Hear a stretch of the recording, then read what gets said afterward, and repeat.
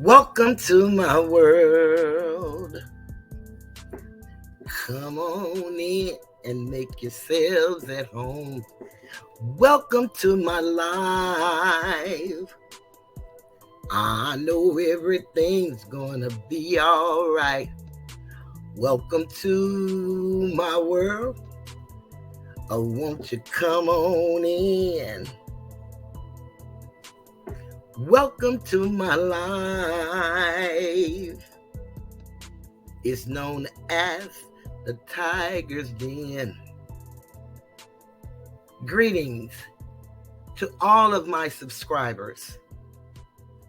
I want to thank you for being with me for as long as you have, and the new subscribers that's coming on in.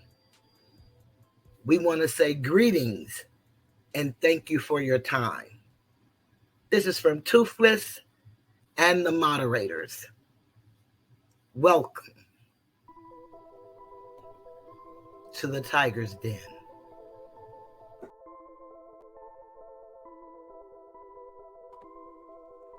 Greetings and welcome to the Tiger's Den. This is the voice of Cheryl, and I am Toothless Tiger. Coming to you with a story that literally breaks my heart. Maybe having gone through 2 divorces, not so public, not so ugly, but painful nonetheless. I'd like to delve into the pathology of relationships. You know, when we marry, we stand before a minister or a magistrate or justice of the peace, a room full of people, happy and gay, and we bow before who we know as God, man, and the state, with the power that's vested in the individual that's presiding over the ceremony. And we make a vow to love one another, to death do us part. Of course, life happens, and perhaps we don't keep that vow. I'm going to share an article, and I'm going to be sharing some videos under the Copyright Act of 1976, Section 107, Fair Use. And what I want to do is I want you guys to just hear the mindset of this individual, Nathan Wade, and how he has handled himself since filing for divorce November the 1st, 2021. He has prolonged this divorce because he filed the petition, not his wife. And he referred to her as his former wife, but since they're not divorced, I'm going to refer to her as I Googled to find out what do you call a spouse when you're going through a divorce. And it said husband or wife, because the divorce is not final. So a person can frame anything the way they want to and tell their story the way they want to. After all, it is their story. But I'm going to tell my story about their story. And I believe that because I believe in giving honor and dignity to whom it is due.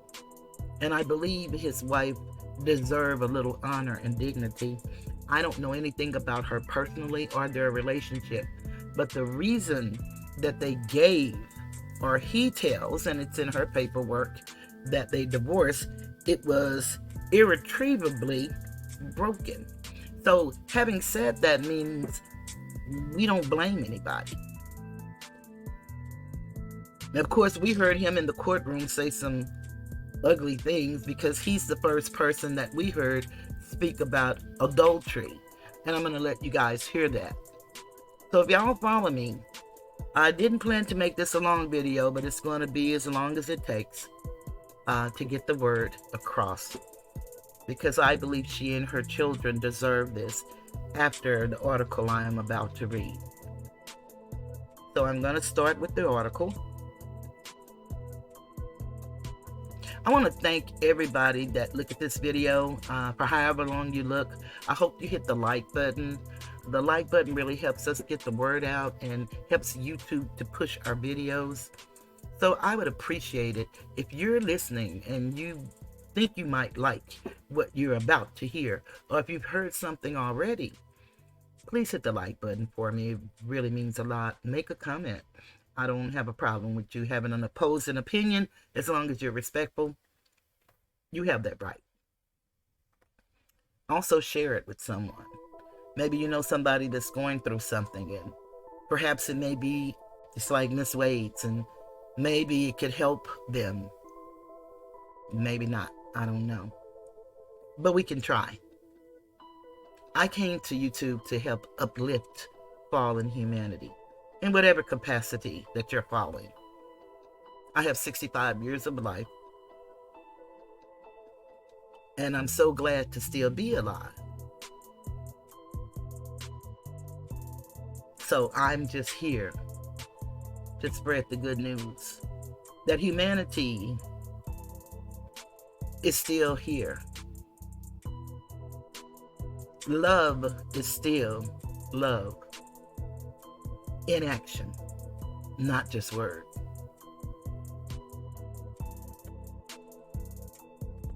Of course, I need to warn you that I can go all over the board, so I'm in and out. I'm a Scorpio, and I'm sorry, that's just the way my mind is. It's very deep, and so just bear with me, if you will. But I promise you say that you should see something that you might enjoy. I'm coming from the New York Post, and it says, ex-Trump prosecutor Nathan Wade fails to cough up child support, pay for wife's urgent medical bills, lawsuits.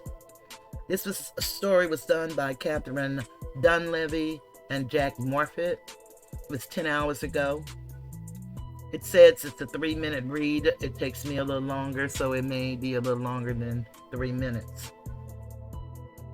Scandal-riddled special prosecutor Nathan Wade, who was hired by former Flame Fani Willis, she goes by the name Fani, to handle an election rigging case against former President Trump, has skipped out on paying child support and $4,400 for his estranged wife's urgent medical procedures, according to a new divorce filing. Jocelyn Wade accused her former husband Wednesday of refusing to hand over child support payments for their 2 kids, leaving them without money to pay rent and take care of Jocelyn's medical bills.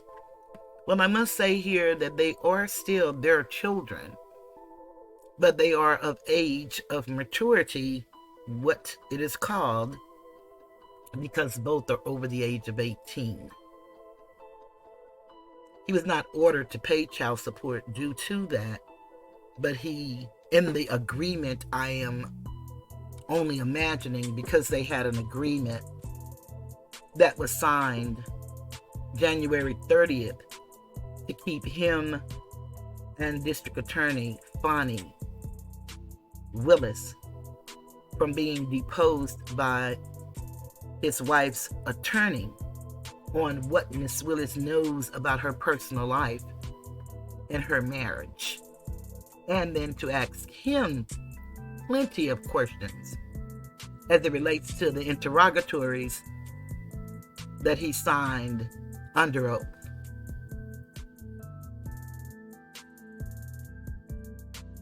Jocelyn Wade accused her former husband Wednesday of refusing to hand over child support payments for their 2 kids, leaving them without money to pay rent and take care of Jocelyn's medical issues.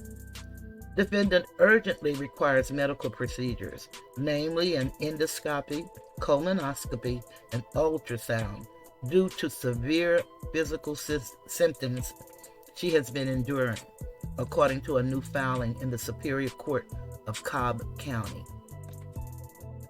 And there's Nathan Wade. They say that's a $4,000 suit. That's what she needed right there. Jocelyn is absolutely gorgeous. Let me try to hide this. There you go. So we can kind of see. These symptoms have significantly impacted her ability to consume most foods, leading to a substantial weight loss.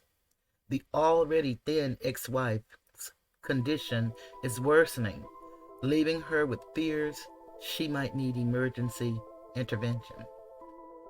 The scathing accusations against Wade come just weeks after he resigned as the lead prosecutor on the Georgia election interference case against Trump. Trump's co-defendants accused Wade of carrying on an affair with Fulton County, Georgia District Attorney Fani Willis when she hired him as a team member, and then allegedly misused state and federal funds for personal reasons.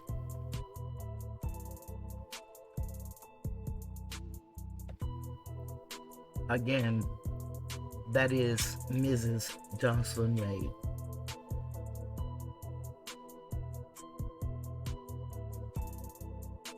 There go another one of those $4,000 suits, I'm told. Wade, who was divorced in January, and they have not been divorced, they signed the agreement. The divorce has not been granted. Denied getting together with Willis until after he was brought onto the fraud case. According to his ex-wife, Wade has refused to make good on the out-of-court divorce agreement he struck in order to avoid testifying in court about his affair with Willis.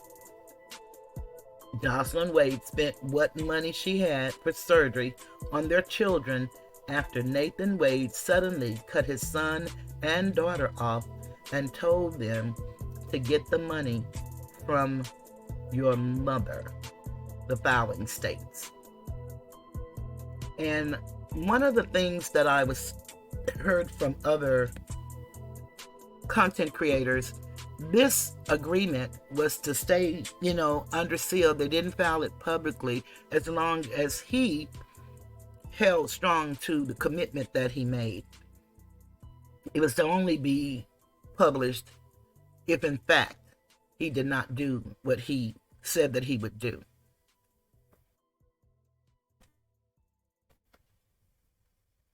And I'm hoping that you guys can hear me. I just noticed the mic is down, so I might need to have it down there. So I hope that you guys were able to hear me.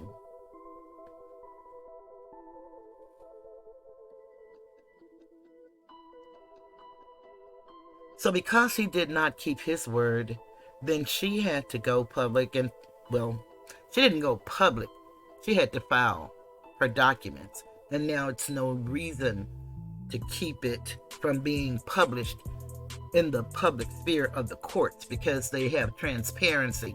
And so that's why we're able to go and look up people's homes and their whatever documents they file with their county, with their state. It's all on the internet, and people do it all the time. The sudden cessation of support for their children has left her monthly income at less than $1,000 a month. Jocelyn claimed, adding that her declining health has made it impossible for her to work. The neglected expense also include payments Wade allegedly promised to his children after his separation from his wife. And I want you all to hear how, in the tapes that I'm going to show you guys, how Daddy Dear pretend that his children is where his money goes. Georgia DA Fani Willis can remain on Trump election fraud case if ex-lover Nathan Wade steps aside, judge rules. Wade allegedly backpedaled on his promise to send money to his son, who is pursuing a career as a professional soccer player in Europe. He also allegedly refused to pay his daughter's rent, forcing Jocelyn to dig into her own expenses to cover her. The prosecutor was also accused of reneging on his commitment to funding the girl, an aspiring medical student, as she begins preparing to take the MCAT exam. And that's the medical exam that you have to take to enter into medical school. Same as the LSAT if you're going to be an attorney. Well, that is so disheartening to know that he is that type of person. Demonstrating defendant's unwavering commitment to her children's education and future, she promptly covered her daughter's rent payment and has continued to do so every month thereafter with the money she receives in spousal support awarded her under the temporary order and agreement, the filing states. Wade has allegedly promised to reimburse Jocelyn for the money he has supplied to make up for his broken promises, but the ex-wife said she needs him to prepay her medical expenses instead. Her medical provider will not schedule her for further appointments unless she pays up front, she claims. She and her lawyers are not demanding that Wade be jailed until he coughs up the cash for the child support payments and her medical expenses.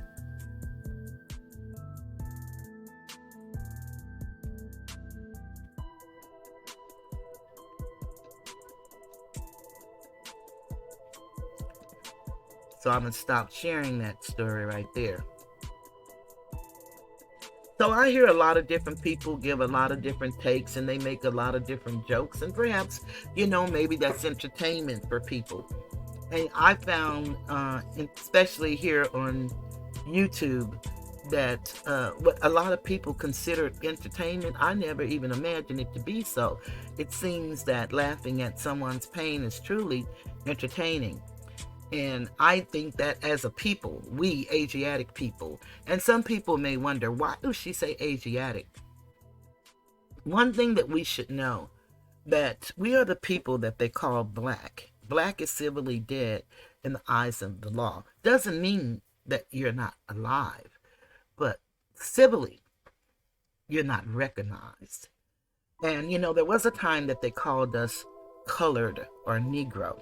And then I'll speak to that a little later in this video. But I need everybody to understand, every European that's here in America love to say that they're Americans, and by right, I guess you are now.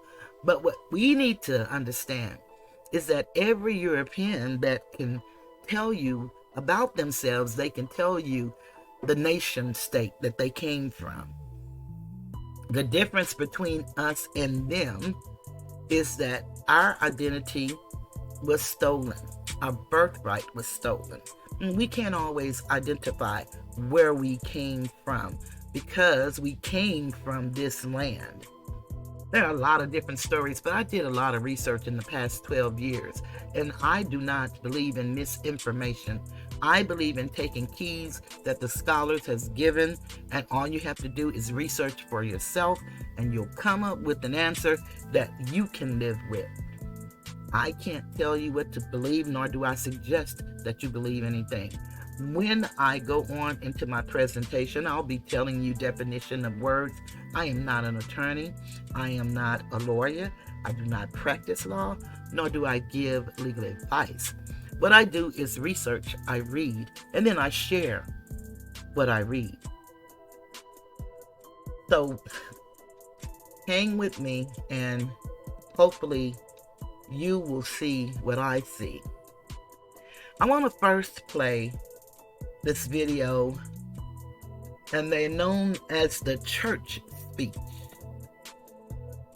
It's very important that I play this because This is Fani Willis at the church in a place that she says she's talking to God. I don't know what God she's speaking with, but I guess it's her God. And she told the people that she's got to be honest. She's got to tell a secret. But she didn't tell them that she was sleeping with this man that she hired. But we're going to hear here, and it's going to come just a few seconds actually into the video, where she talk about hiring this man and how the Europeans and others are talking about it. So she invoked the race card. And I have a t-shirt that's a stacked deck collection. And in the stacked deck collection, what it lets you know is that, because normally the European says the race card. And my defense to that is, if I'm playing the race card, then you're playing with the stacked deck. See, if I'm playing the 1, you're playing the other 53 stacked against me. Because in a card deck, it's 54 cards. So we need to stop with the race card stuff. There's only one race, and that's the human race. But I love to speak to my people because we are the people who are the most misrepresented people in the world. Many people outside of the boundaries of the United States, of what we call the United States of America, knows our history. Even our brothers and sisters to the south of us and to the north of us and right next door. That's Mexico, Canada, South America. We're all one people. But of course, we don't know that. And so it's very hard to convince somebody of a truth than it is to lie to them. And I say no more lies. Let's just be honest. We're grown. Of course, we're not treated as grown, but we are adults. And we have responsibilities. And we have children. And we have families. And we love them. Some we may not like, but we love them. So let me just go into what she said, but I wanted you all to understand why I identify as Asiatic, because the nation is Asiatic. Once the whole landmass was known as Asia. And we are the people of the land. I identify in my pedigree, my birthright, as a Moor, coming from the ancient Moabite woman. The last legal name before we fell in 1492 at the Alhambra in Andalus, that is known as Spain today, as Moors. So if we rise, we must rise as Moors. Now, I'm not talking about a religious sect. I'm not talking about an organization. I'm talking about the blood that runs in your veins. You can beg to differ with me. You may be deeper than me. You may know all about Yahshua and Kemet and El Kupta, and you may know all of that. Ikupta, you may know all of that. I don't dispute any of that for you. Again, what I did was listen to the scholars and start doing my own research. What I know is that the tags that they give us are known as nom de guerres. And actually they're war tags, because remember, we were colonized. We were already here. And so they call us Indians, and they call us, Mexicans. They call us all these things. And we all are the same people, believe it or not. But we don't want to accept that. And that's okay. You don't have to. Because I don't ever want you to think I want you to deny you for me. Because today, now that I know who I am, I won't do it either. So I don't blame you. But if you understand that they give us these tags, they give us this different religion, they give us these different races to keep us divided. Because how can a few rule over many? Let's divide and conquer. And one thing that we got to get back to as human beings is showing love. Love is an action, not just a saying. We got to show it. And then we got to mean it. Let's hear this lady for a few minutes. I want to make a point.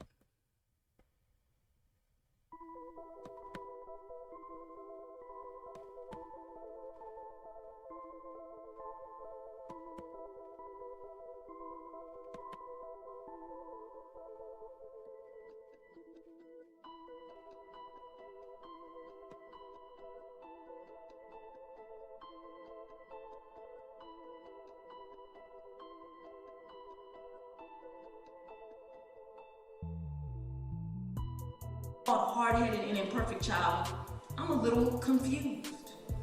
I appointed 3 special counsel, as is my right to do, paid them all the same hourly rate.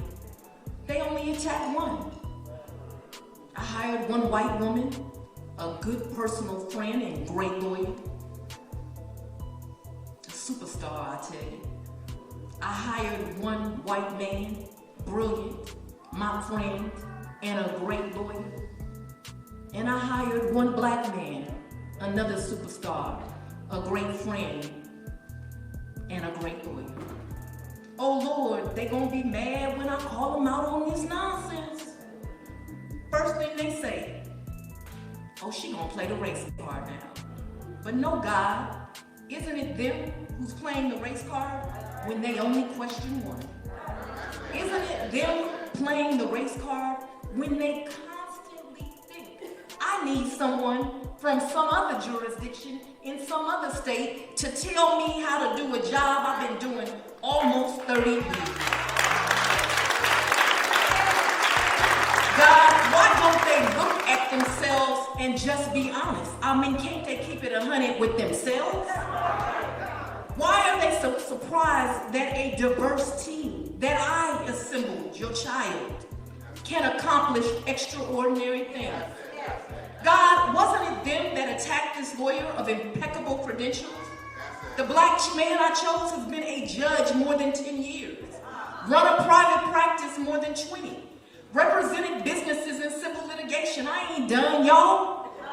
Served as a prosecutor, a criminal defense lawyer, special assistant attorney general, won Chief Justice Robert Benham Award from the State Bar of Georgia. You know, they ain't just giving this to black men. How come, God, the same black man I hired was acceptable when a Republican in another county hired him and paid him twice the rate? Oh, y'all ain't hear me. In another county, the elected official has the authority to pay him twice the rate.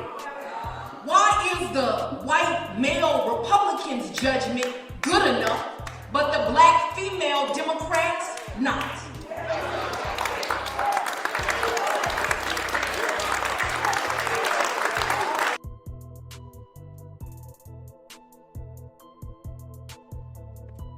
We've heard enough. So in that speech, we know that that's all political. Let's talk about this great black man, as she called him. Number one, she knows black is a legal status. She knows. Especially if she went to law school. Especially if she took an oath to the bar.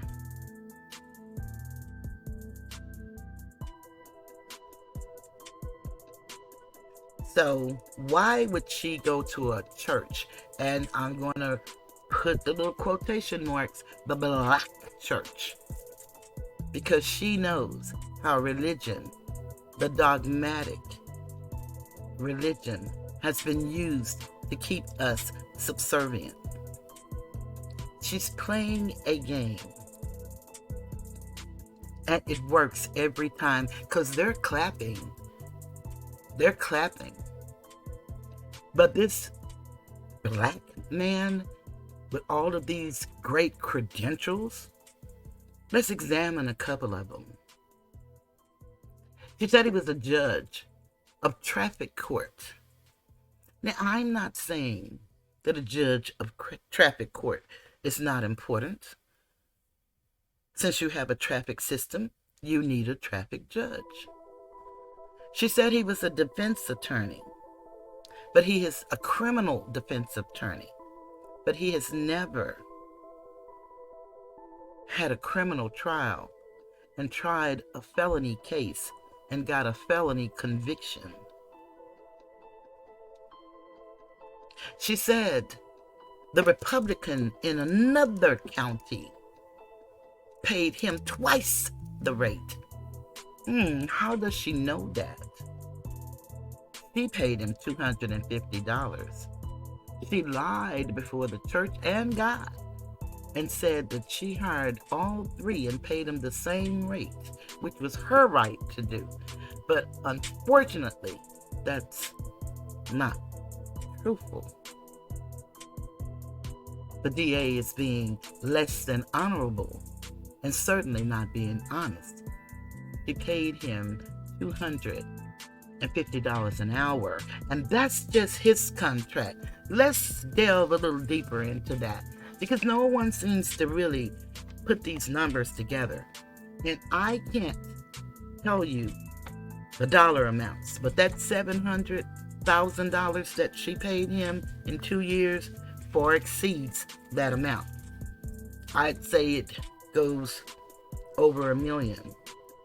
The reason I say that is she paid him $250 an hour. He had invoices where he said he worked 24 hours a day. And he had more than one. He had invoices where he met with President Biden's White House at least 3 times. One at Georgia State, a couple, maybe 3 in Washington, D.C. She even met, or her staff met, with the January 6th insurrection board. So this is very politicized. Perhaps she has ambitions to be a lobbyist. Perhaps you want to go to Congress. Certainly she seems she's auditioning for the real prosecutors, DAs of Georgia in Atlanta. That's just one woman's opinion. And do know that when I speak, if I'm not coming from a factual document, or if you're not looking at a video, I'm speaking from my belief system, my knowledge, skills, and abilities to hear a conversation and to pick out the bullshit when I hear it. I gotta tell this story in order for you to understand the sadness of how he has abandoned his beautiful family that we see there. You gotta really understand what's at play here. So I hope that you stay with me. It takes me a minute. I'm a storyteller, and it takes me a while to tell a story. But I do pretty good for an old lady. At least I do my best. And that's all I can give you. It's my best. But his partners was hired January 25th or 6th of 2021. He has 2 partners. He had 2 partners. Now he no longer have 2 partners. But he had Terrence Bradley that we saw on the witness stand, if you saw the case. And if you haven't, you need to go see it because it's a circus. Ringling Brothers are back.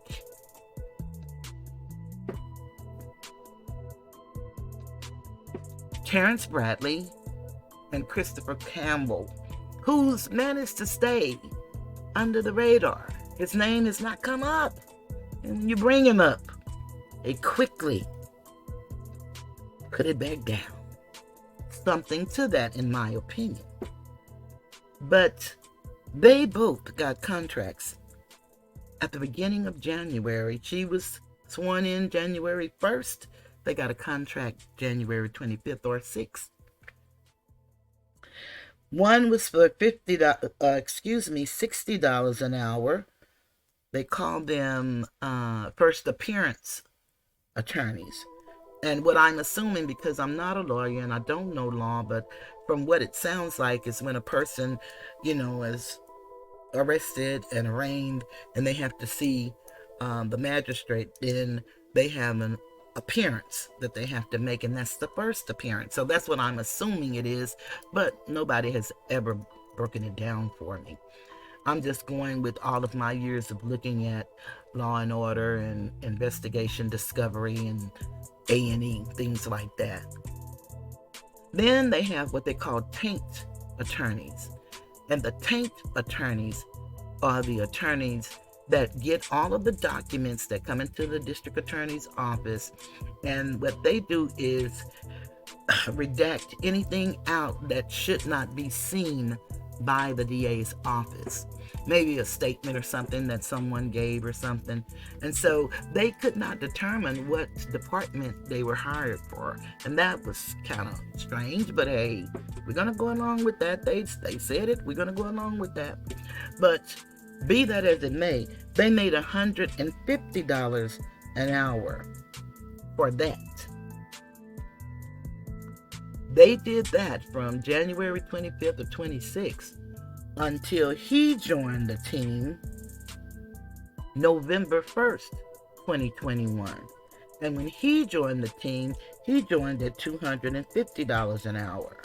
This is the traffic judge, the man who's never tried a felony, and this is this above board man, she say. So if you take the $250 an hour and take the $420 that they make and put them together, I added that up, but let me just make sure, because I don't want to add nothing that I'm not talking about.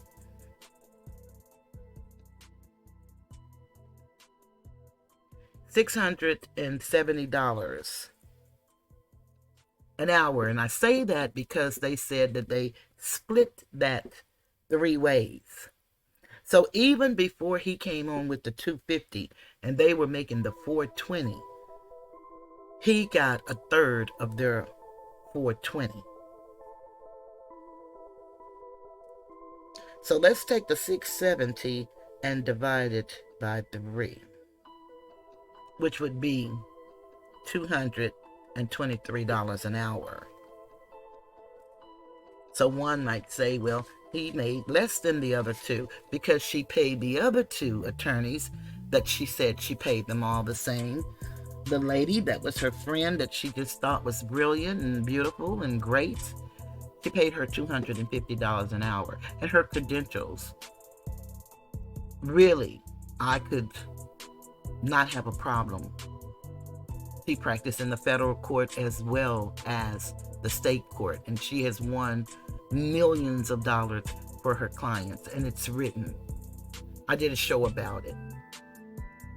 The man that she hired, very questionable for me, and no one seems to ask this question, but I need answers. His name is John E. Floyd. Her father's name is John C. Floyd III. She hired him too, but we don't hear about any of his invoices. So isn't it amazing that the RICO specialist, the one who brought the case against President Trump and 18 others, the one who brought the case against Young Thug and 27, 28 others, and now I think it's down to about 7, and the one who was pro bono when she took to task school teachers for teaching children, and they said that they were changing answers. Y'all know that's not right, but even if they were changing answers, it does not necessitate 20-year sentence in prison, a felony behind your name. We're going to suspend 13 years, but you must spend 7 years in prison, and you must pay some $25,000 fine and some a $5,000 fine and 2 years behind bars for supposedly changing an answer on a piece of paper that everybody did not do that. And they did a sweep all over the United States, and it was happening everywhere. But in the state of Georgia, they picked Chocolate City, Fulton County, where the predominance is Asiatics. Boy, I don't see how those people in Georgia really think this woman is as great as they think she is.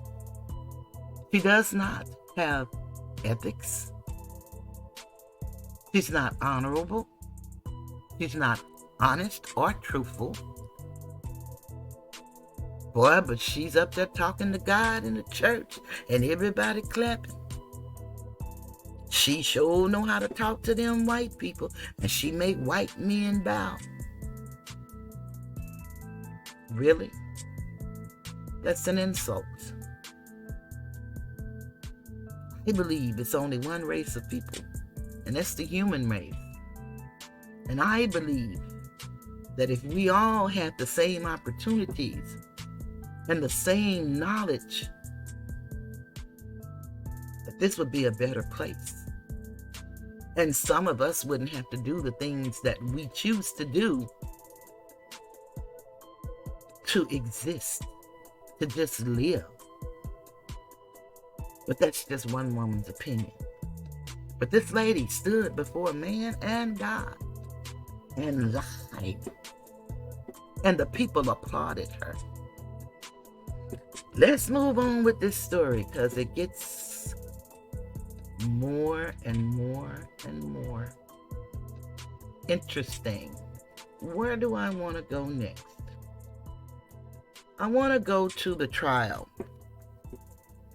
Because what ended up happening after she decided to tackle Donald Trump and the others, one of the people that he was not indicted by the special grand jury, they put him in this case, and he hired the Honorable Ashley Merchant.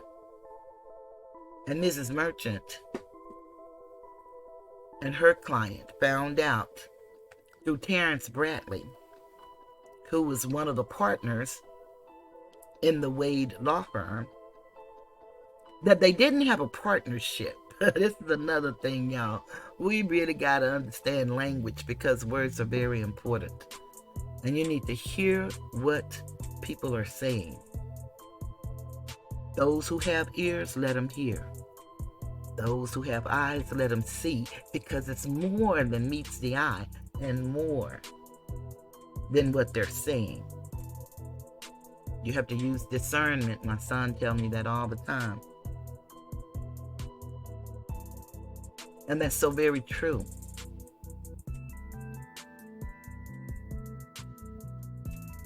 But going back to this story here, I want to go to Nathan Wade.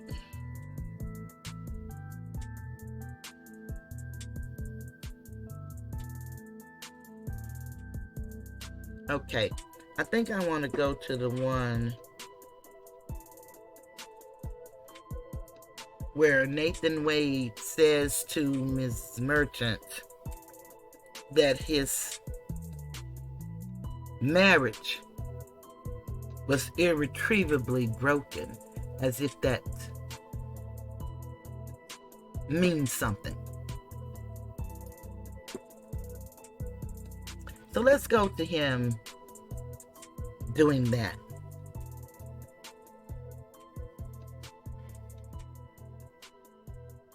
I just got to make sure I know which one it is.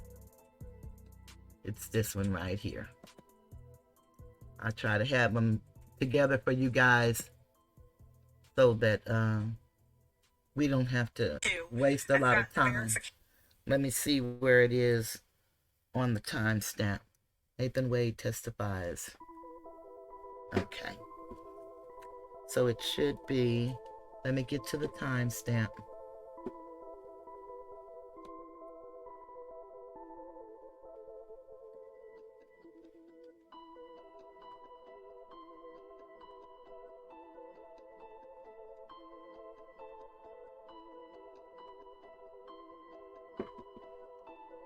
Okay, let me see.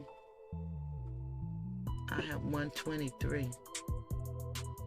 It sure seem like it's way down here, but let's see.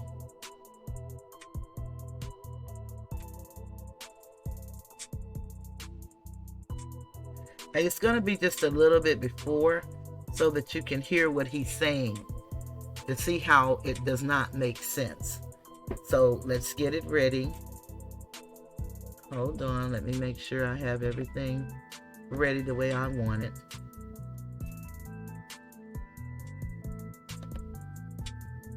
Okay.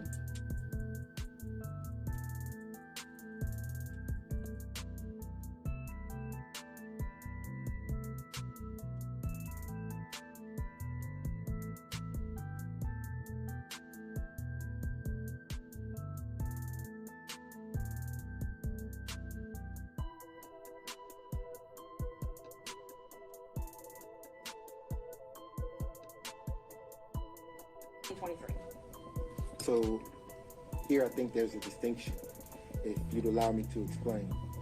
The interrogatory asked the question, during the course of your marriage,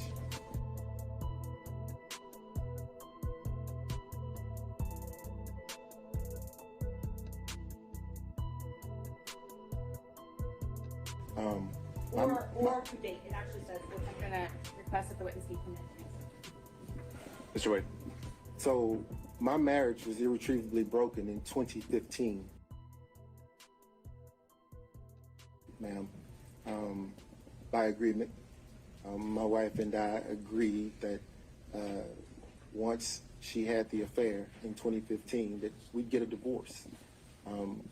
We didn't get a divorce immediately because my children were still in school and I refused to allow them to grow up without their father at the time. So we waited. We waited until the youngest graduated and we dropped her off at college and then filed for the divorce. So if you're asking me about the interrogatory as it relates to having the 2022 relationship with District Attorney Willis, I'm going to say because my marriage was irretrievably broken, I was free to have a relationship. So the question, though, was if you had had a relationship. And in 2023, you said you did not. And that is different than what you said in this affidavit, correct? No, ma'am. I said during the course of my marriage.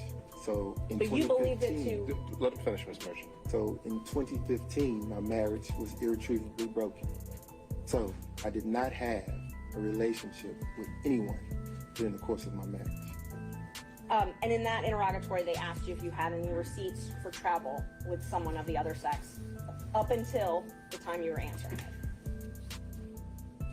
Is that correct? Yes, ma'am. And you said that you didn't. You've already testified to that earlier. But in this affidavit, you said you swore that you had travel expenses and shared expenses on travel with Ms. Willis. Again, during the course of my marriage, I had no relationship or receipts. I'm not asking about during the course of your marriage. Your Honor, I'm going to ask the witness to be allowed to answer the question. Continue. I have no problem with him answering. As it relates to receipts today, I don't have any receipts, ma'am. So you don't have any travel receipts available to you for any travel that you did with Ms. Willis? I don't have any receipts, no, ma'am. No receipts that, so you used your business credit card for these trips, correct? I use my business credit card for everything. Okay. Yes. You used it for your kids' tuition. Yes, ma'am. Used it for personal travel with Ms. Willis. Yes, ma'am. And you have receipts from those business credit cards that you have to file with your taxes, correct? No, ma'am. No.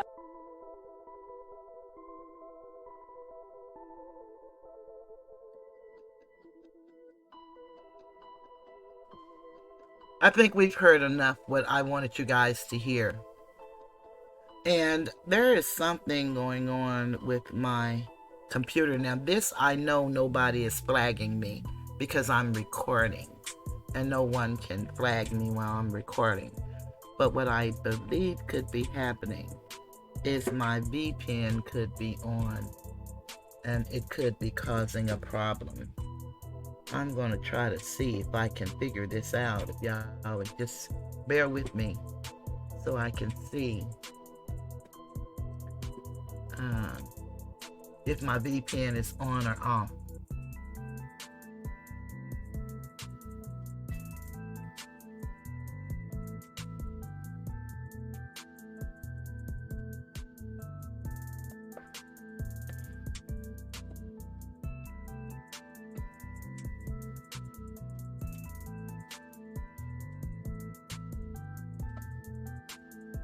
I'm going to move it out of the way of the computer because I don't know how that works. But I do believe, and see, I'm not computer literate, and I really hate that because I don't like it.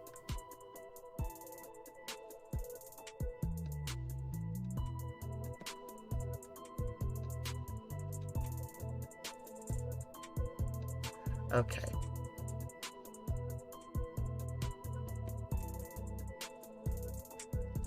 Okay, let's see what's going on now. So now you guys seen in that portion of the video, he said because his marriage was irretrievably broken, he could sleep with Miss Willis because in his mind, and he's a divorce attorney, is one of the things that they gave him credit for. He said in his mind, not the final divorce decree, but just because his relationship was irretrievably broken. And if you notice how he threw in there in 2015 when his wife had an affair on him. Well, I believe that's disingenuous, and I don't believe that that's true. I heard a lot of people saying that, but I just want to go with you guys with what I've come up with. And so now we're going to go to my document. And I think I can take this one down. We've had enough of that. This is that. And I want my definitions.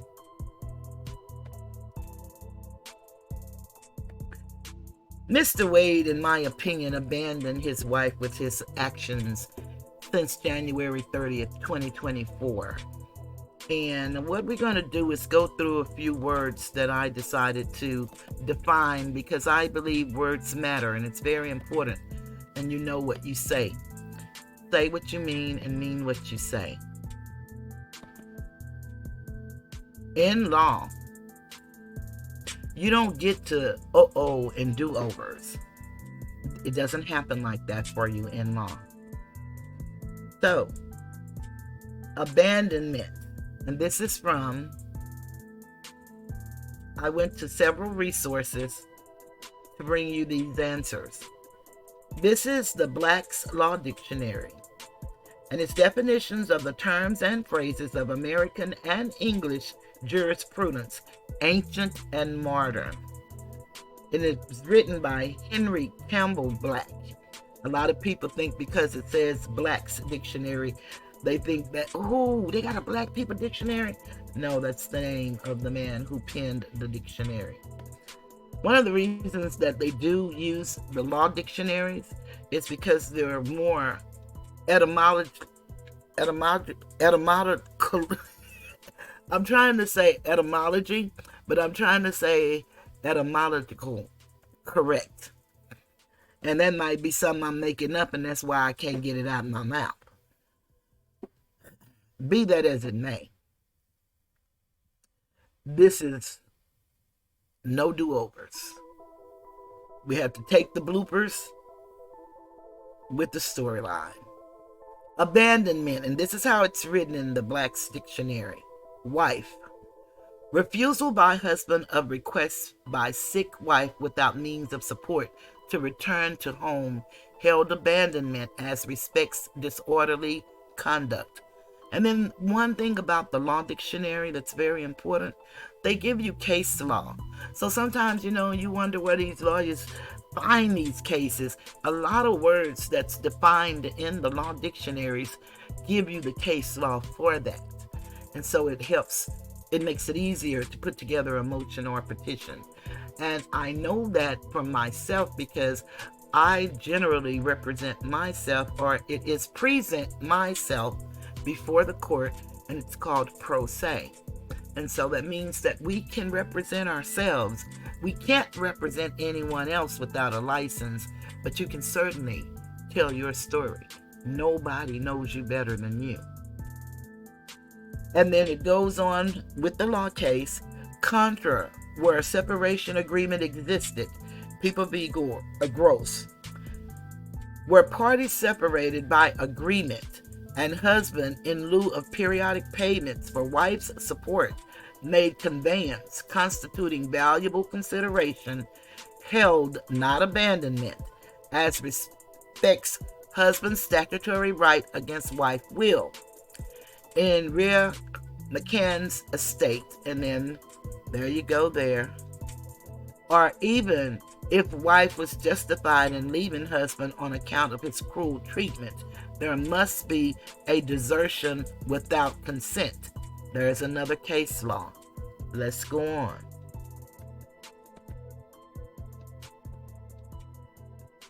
But while there can be no desertion for divorce where parties are apart by consent, yet there may be an abandonment as respects separate maintenance, although the separation originated and continued by consent of parties. And so this would be applicable in their situation. And then it gives you the case law. And as respects maintenance, husband's conduct rendering wife's condition unendurable constitutes abandonment. And then they give you the case law. Going on with the definition, husband's refusal of wife requests to resume living with her, case law, or refusal to receive wife at his residence is an abandonment of her. Mere failure to support wife is not abandonment within Divorce Act, and there is the case law. But here's where he fall guilty. Again,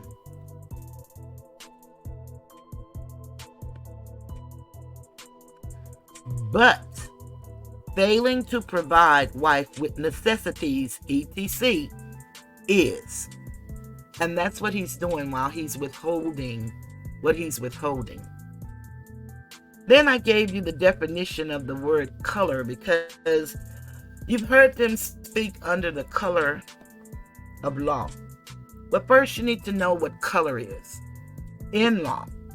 This all came from the Black's Law Dictionary. Color, an appearance, semblance, or simulacrum, as distinguished from that which is real. A prima facie or apparent right. Hence, a deceptive appearance, a plausible assumed exterior, concealing a lack of reality, a disguise, or a pretext. This is in law. This is what color mean in law. Railroad Company v. Alfrey, and then they give you those numbers are the numbers where you can find that. So if you put that in there, you would find this case. It'll come up in Google, and you can go to Google Scholar. Is a good place to go, and it's free.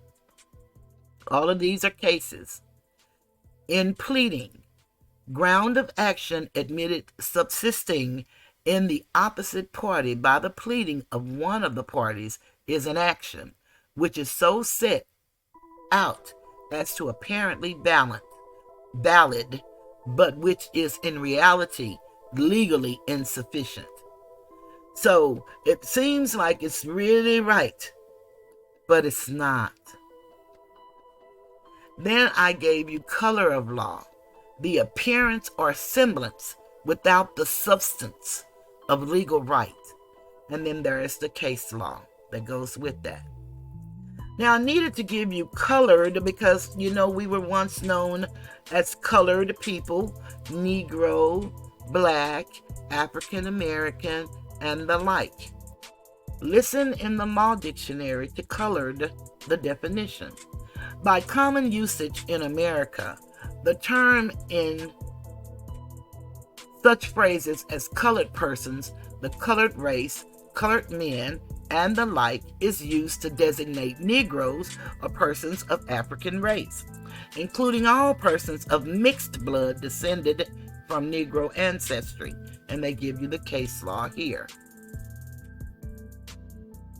Collins v. Oklahoma State Hospital.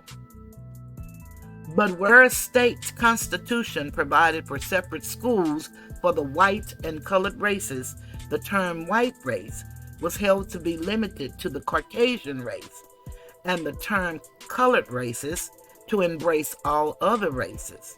And they give you the case law.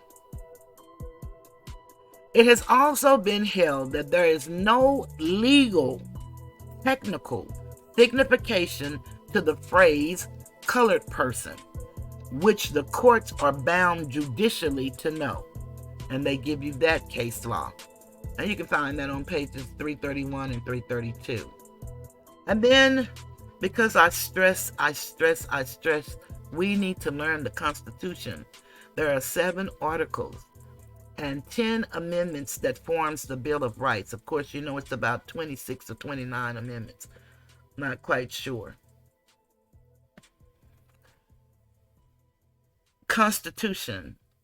The organic and fundamental law of a nation or state, which may be written or unwritten, establishing the character and conception of its government, laying the basic principles to which its internal life is to be conformed, organizing the government and regulating, distributing, and limiting the functions of its different departments, and prescribing the extent and manner of exercise of sovereign powers.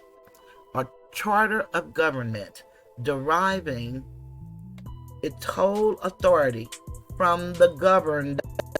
That means the people. That means us. And there's the case law. We are the governed. Doesn't always go that way, does it? In a more general sense, any fundamental or important law or edict, as the novel constitutions of Justinian, the constitutions of Clarendon. And that's back when. And then we define the Constitution in American law. In American law, the written instrument agreed upon by the people of the Union or of a particular state as the absolute rule of action and decision for all departments and officers of the government in respect to all points covered by it, which must control until it shall be changed by the authority which established it, and in opposition to which any act or ordinance of any such department or officer is null and void. Cooley, and that's the case law.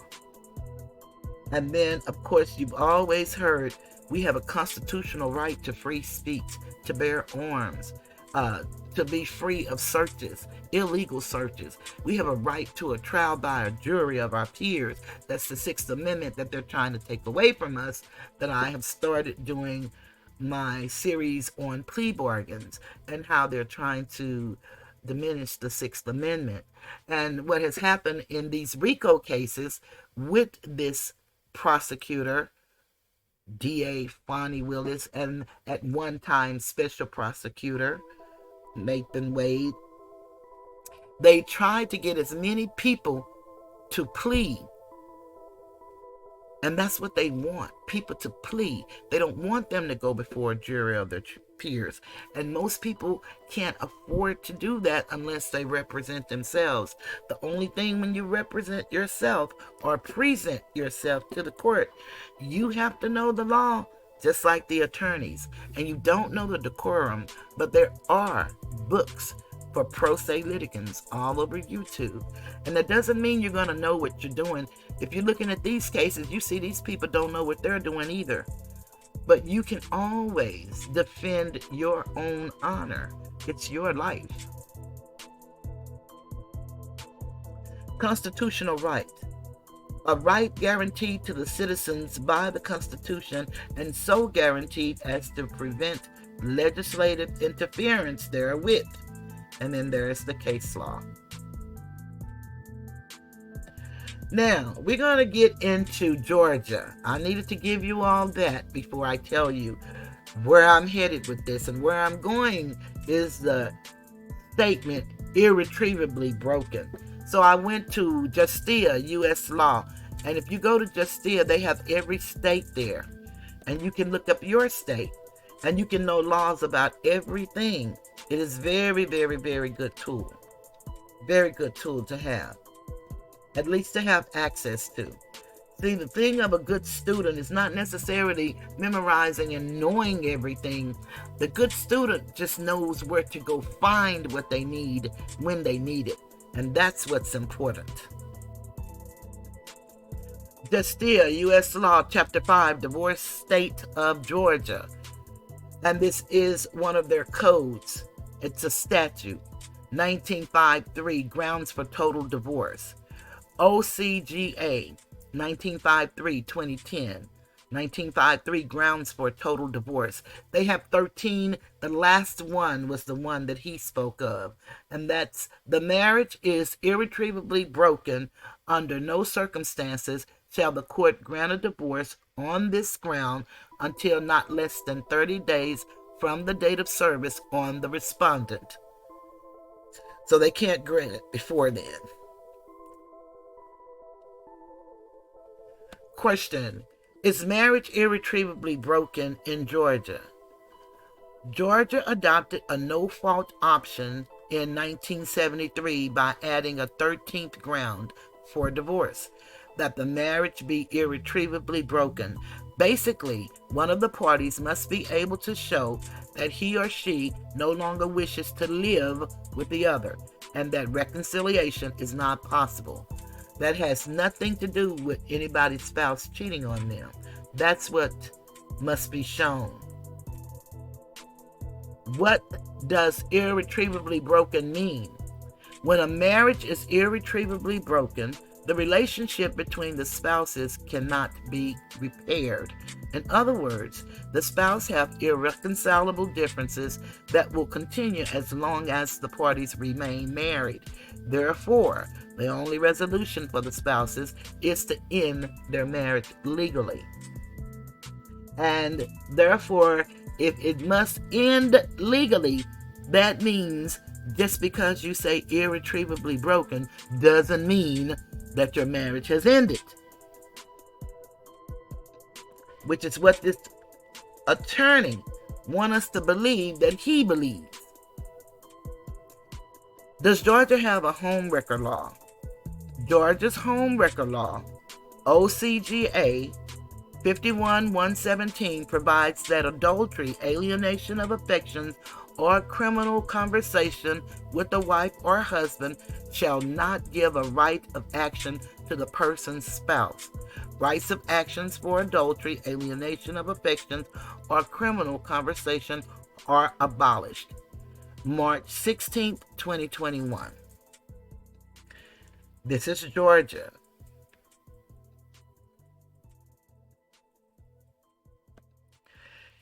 Can you sue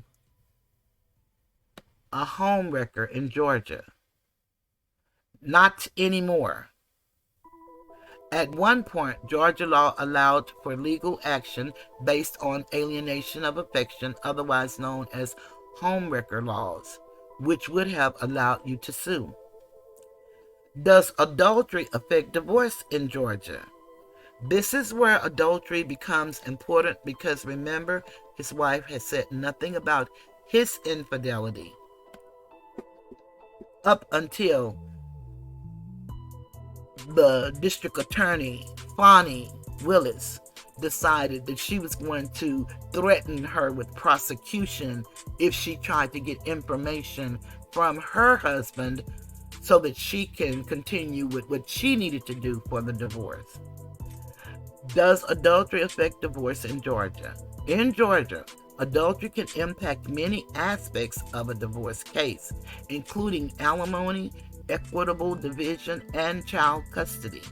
If one spouse's adultery is the cause of the divorce, that spouse is barred from receiving alimony. OCGA 1961B. This bar remains in effect despite the parties' financial circumstances. So, if that lady, Mrs. Wade, is the cause of their divorce, she would be barred from receiving alimony and she wouldn't be getting any temporary payments. So we know that he's a liar. You know, Judge McAfee said that they had McAfee, whichever way you say its name, he said that they had an odor of mendacity. Well, here is mendacity all over the screen. We can smell it through the screen. This man is just lying through his teeth.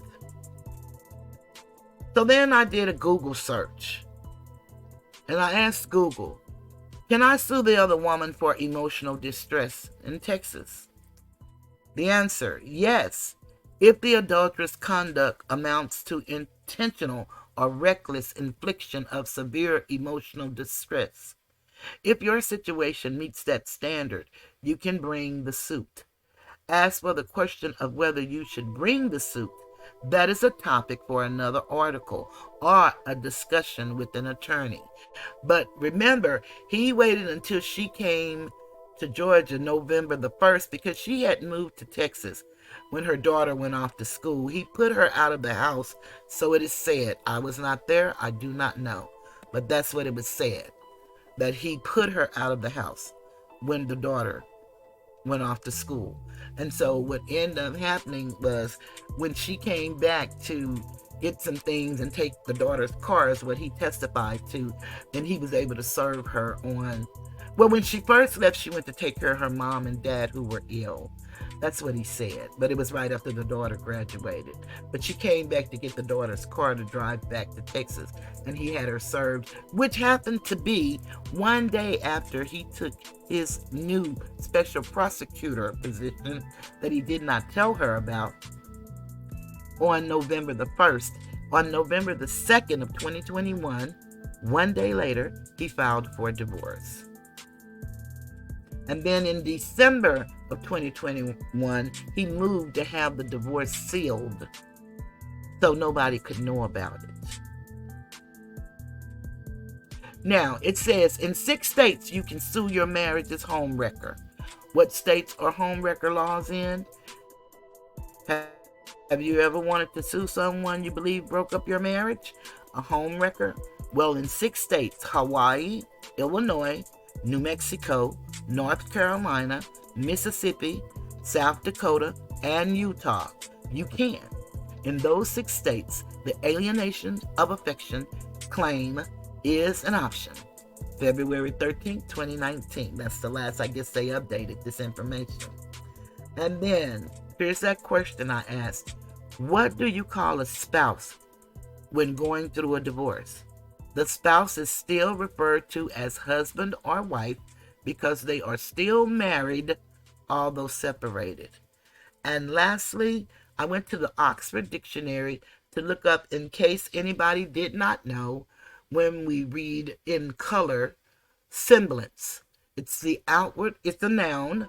It's the outward appearance or apparent of some form of something, especially when the reality is different. So he give us a semblance of being an honorable man, but in reality, he's a jerk. And then they give me an example. She tried to force her thoughts back into some semblance of order. And then simulacrum, in case you don't know that definition, it's a noun, and it's an imagine or representation of someone or something, a small scale simulacrum of a skyscraper, an unsatisfactory imitation or substitute, a bland simulacrum of American soul music. And so those are definitions that I feel that it is necessary for you to know. And I don't know if I can put on the captions. I don't think I can here. That's what I was looking to see if I could do that. And I can't. So let me stop that. And let me just look at something right quick. Give me a moment.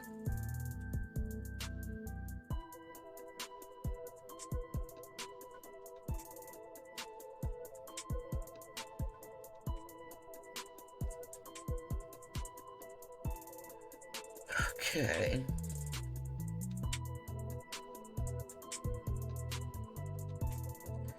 And I think because I'm recording this, I won't be able to go in there and set my settings to put on, but maybe I can when I get ready to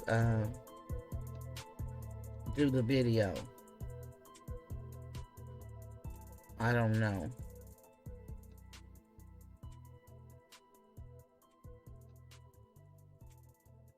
I'm trying to see if I can go in there and set my settings on closed caption, but I don't think I can because I'm recording.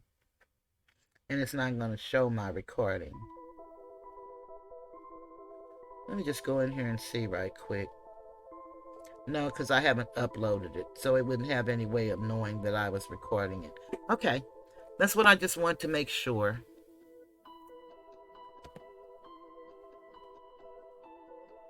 Okay, so now that we have those definitions and we see how big a liar this gentleman is, let's go now to,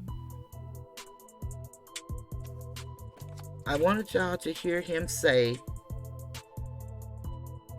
the money going to his children.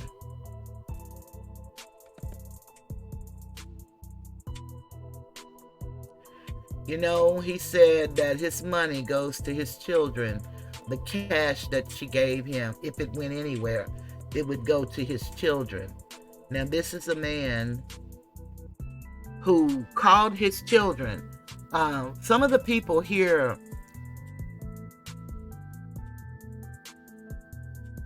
Attorney Phil Holloway and Professor Nez, they actually have the documents and they're actually reading them. And I may even pull one up and show it so you guys can hear just how horrible this creature is that this lady is calling such a great Southern gentleman. But I want y'all to hear him say where the money might go. Here we go. And I'm right at 1 hour and 18 minutes. So I'm not going to keep you guys much longer. I'm almost finished. But I just thought that, you know, from the Tiger's Den, we got to make a representation. And I wanted to cover this story. It's really disheartening, to say the least.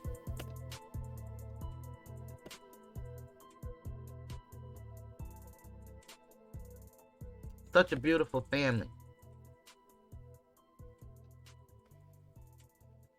But greed will make you do anything.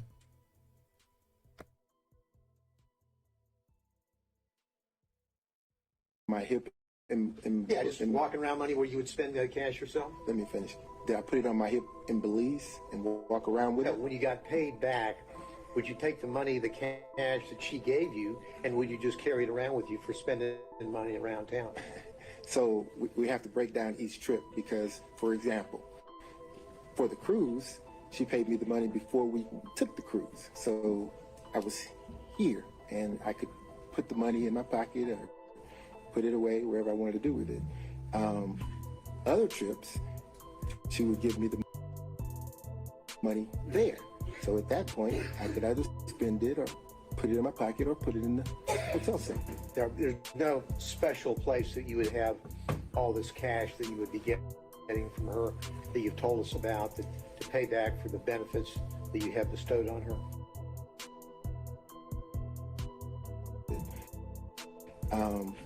Other trips, she would give me the money there. So at that point, I could either spend it or put it in my pocket or put it in the hotel safe.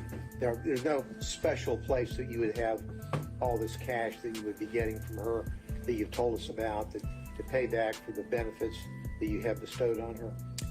The only special place that cash would have gone would have been to one of my children. Okay. Now, are you aware?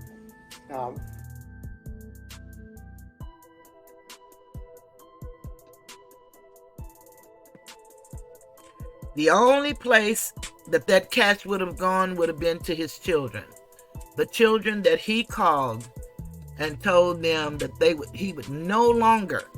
And this was after January 30th. He signed the paper on the 30th. He called them the next day, which was the 31st of January. And his son is away in Europe trying to be a professional soccer player. His daughter is at med school studying to be able to, she's at school to be able to take the test to get into med school, the MSAT. And could you imagine how much pressure she's under?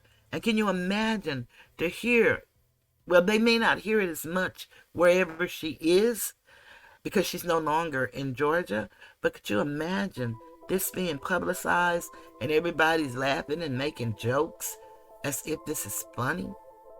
And a lot of people are not being rude. So please don't take what I'm saying and saying I'm being judgmental, because trust me, I don't judge. I talk about everybody I know, good, bad, and indifferent, but I don't judge people. I don't have a place for them to go. So I don't have a right to judge.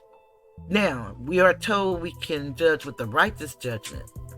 I reserve judgment, but I can point out what I see or what I hear in your behavior. But I don't condemn whatever and whoever you are. I don't condone it, but it's you, and you have to give an account for you, not me. And because we don't know each other, that's why I'm explaining that. So we've done those two. So we're on my last video that I wanted to show. And what did I want to show on this video?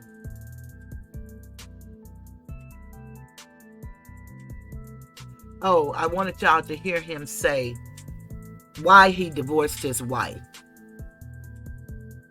That's what I wanted y'all to hear. Why he divorced his wife.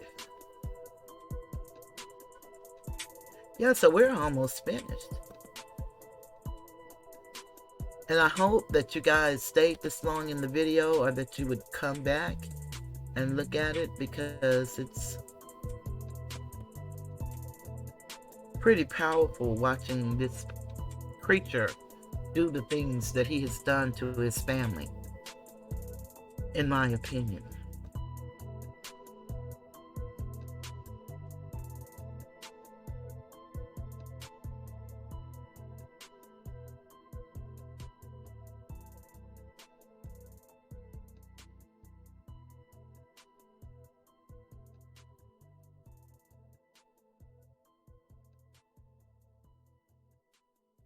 Of course, one day after you were hired by Miss Willis.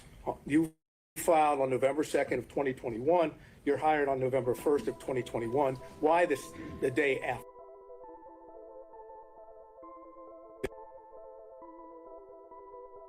The cash. Just that, out of her pocketbook. Yes. You don't know where she obtained the cash. I didn't ask her. And the whole time that she was paying you in cash, you never said, hey, why do you have this? I'm sorry, y'all. I do not know how to edit. And I'm having problems. And I don't know if it's with StreamYard. I'm going to ask them. But I don't have this problem when I'm looking at my internet or anything on any other device. But lately, I've been having this problem when I'm sharing videos, and I am recording, so no one is flagging these videos. So I don't know what's going on, but I hope that y'all can bear with me, and I do my best to hit it so it'll start right back. And I know it's choppy, but this is the best I can do. I'm not technically sound. I really don't even like technology or computers, but I had to learn how to use one to do my job, and that's what I know how to do. But I don't know how to do all of the fancy stuff, and I bought a lot of stuff trying to prepare myself and make sure that my videos are, pristine and you guys can enjoy them. But a lot of these functions, I really just don't know what to do. So bear with me, please.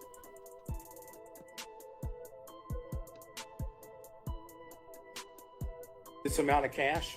Wow, Mr. Sadal, in my practice, people come into my law firm all the time with cash. I never question where they got it. Yeah, but we're talking not about people that come into your law firm. We're talking about the district attorney of Fulton County, who I'm assuming receives a paycheck. She doesn't get paid in cash. So just like you assume, I assume she got it from her paycheck. I don't know. Okay, but of course, it's already been, and I'm not going to go back into it. You've not seen any records indicating withdrawals of cash from Miss Willis at all. Why would I ask her? I didn't No, ask. sir. All I said is you haven't, right? No, sir. Okay. Now, can you explain why you filed for divorce one day after you were hired by Miss Willis? You filed on November 2nd of 2021. You're hired on November 1st of 2021. Why the day after? You mean one day before? So You filed for divorce one day after you were hired, right? okay, I'll answer your question. Okay, please. So in 2015, when my wife had the affair, we had a conversation that we would divorce right then. Again, the better practice, at least for my children at the time, was to stay in place until the youngest could graduate and matriculate into college. We did that. When she graduated, matriculated into college, at the time, my wife had moved back and forth to Houston, to Texas. So she's in Texas. We take our child off to college. We come back to Georgia for a brief period of time. Divorce gets filed. She gets served. There we go. Now, the reason that date was selected. Yes, sir. That's what I asked. The specific reason that specific date was selected was because she was only in town for a brief. Your Honor, this is attorney-client privilege. Why he decided to file this? And why do you have the right to object on his behalf for attorney-client privilege? Because, well, I don't make formal judgment. All right, there we go. And I believe that he's already attempted to answer this question and there was no privilege raised. So he's given a partial answer and now he's about to finish that. So first of all, I don't think it's covered by attorney-client privilege and I'll deal with that if you want me to. But otherwise, he's already answered part of it. So he doesn't get to say, now I'm going to stop. So. well, it was a long preface, but I don't think it ever actually got to what might have been at issue there. So if you can lay the foundation, we'll deal with the objection. Okay. Take a step back, okay? You realize that an attorney-client privilege is the privilege of the client, correct? Yes, sir. And you, in connection with your representation, at least it's been proffered to the court by Mr. Bradley, that it's up to you to decide whether you want to raise the privilege, right? Yes, sir. It's not up to Mr. Bradley. Yes, sir. So you have the power, in order to get to the truth of the matter, you have the power to waive the attorney-client privilege, do you not? I believe that's an inappropriate question. The privilege is there. Whether he uses it or not, it doesn't matter why. Mr. Sadal, I think if we're trying to get to the answer to your question, let's figure out whether it covers the question you were trying to get to. And if I may finish, and your position is you have no intention of waiving your attorney-client privilege, correct? That's correct. All right, so now, can you answer the question why you waited until November 2nd, the day after you were hired by Ms. Willis, to file for divorce? I can. Okay. So again, Jocelyn had relocated to Texas, and she had been in Texas for months. She was only here for a brief period of time to drive my daughter's car back with her. And when she came here to do that, I was able to then get her served. Okay, so your answer as to why you waited until the day after you were hired by Ms. Willis, which would be November 1st, 2021, to file the complaint for the divorce on November 2nd, 2021. Your testimony under oath is because your wife was here, but had not been here in October, had not been here in September, had not been here in August of 2021. She had been in Texas taking care of her ailing mother and your testimony, an aging father. So the first opportunity that I had after speaking with my lawyers to take care of that was the date it was filed and served, because she happened to be here. It had nothing to do with, that was purely coincidental, that contract. I understand it's purely coincidence, your testimony. Yes, sir. And understand that this was by agreement between she and I, she being my wife and I, that we would divorce when the children matriculated out, and that there would actually have been an agreement attached to the filing.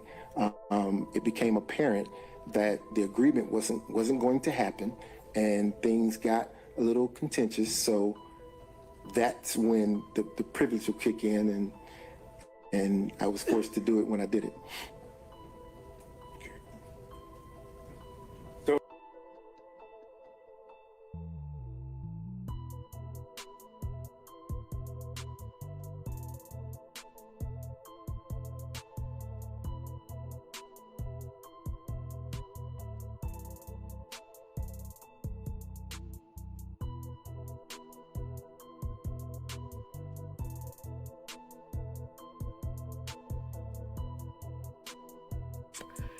If you go to a dictionary and look up the word liar, I wouldn't be surprised if his picture was not next to it. That man is lying through his teeth. Now, I don't know what motivated him to do what he do the way he did it, but that certainly wasn't the truth. I'm going to take me out of the picture for a minute so that you guys can see this beautiful family. I know it's on the thumbnail, but I just want y'all to just look at this family that this man and this woman have destroyed in the name of justice. And if you saw my latest video, my latest live, the signatures had not even been certified on over 147,000 ballots. So how can Donald Trump and these other 18 people be guilty of fraud when the state, Fulton County, committed fraud? They submitted ballots that they didn't check the signatures on. It is something wrong with that. It is something wrong with what's going on in America today. And I know a lot of people like to say, we're living in the last days. Well, believe it or not, ever since the one we call Jesus died, we've been in the last days. And you're in the last days of your life, because we're not promised not one moment. So I wish people would quit using that as an excuse and start doing something about the behavior of their children. What's going on in the community, get involved. What's happening at your city councils. I don't know if y'all know what's going on in Dalton, Illinois, with this woman, Tiffany Henyard, I think that's her name, who thinks she is Nino Brown of New Jack City. And she thinks she is the greatest mayor in the world. It is something wrong with these Asiatic women calling themselves Democrats, saying that they represent the people. We've got to quit being loyal and committed to a party that does nothing but lie and promise us the world and give us nothing. Everybody want to know why they won't talk about reparations. Why ask for reparations when you own it all? You don't know who you are. Research. I can't stress that enough. I cannot. I didn't even like history. Certainly not Black history, because I didn't like what they said happened to us. But y'all gotta know, they had a Reconstruction period for a reason. They burned the books for a reason. It's so much we don't know. But together, in love, we can change the trajectory of our children's future. I truly believe the children are the future. We were once babies, and we became the hope of our parents. But they didn't know no more to tell us. And we grew up in the same egregious system. We've got to do better. All of us, Europeans as well. And as I was telling y'all about the Asiatic nation, there's not a European that they can't tell you where their grandfather or great-grandfather came from. And trust me, it's not here. But it's only one race, y'all. And that's the human race. And we've got to learn to love and respect one another. Talk to one another. Hear one another. And Europeans, you can't be afraid to ask us questions. We have answers. We built this country. Now everybody's getting credit for it but us. But we were the slaves. So they tell us. Unless they lied about that too. And in some instances, they did. There were free Moors walking around when the colonizers came. We have to know this stuff. You can't go by what Toothless said. Toothless can only give you keys. You have to put this just like the word of God in what I call the Sun Book. And I call it the Sun Book because the word holy means the Son, Son of God. You got to hide it in your heart. You got to know it. You can't guess. I have something I want to read. We're going to be closing soon.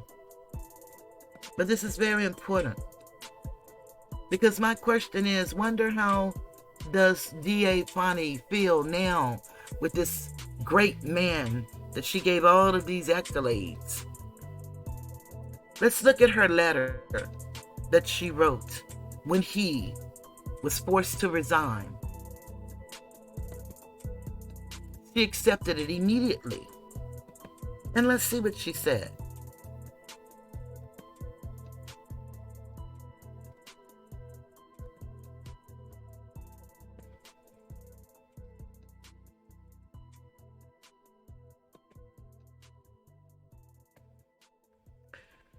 This is from the office of the Fulton County District Attorney, Atlanta Judicial Circuit. And there's the address and all of the other stuff. And then she addressed it.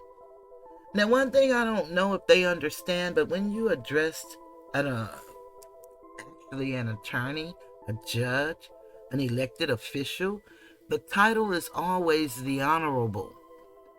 I don't think that her people know that. But that's nothing I made up.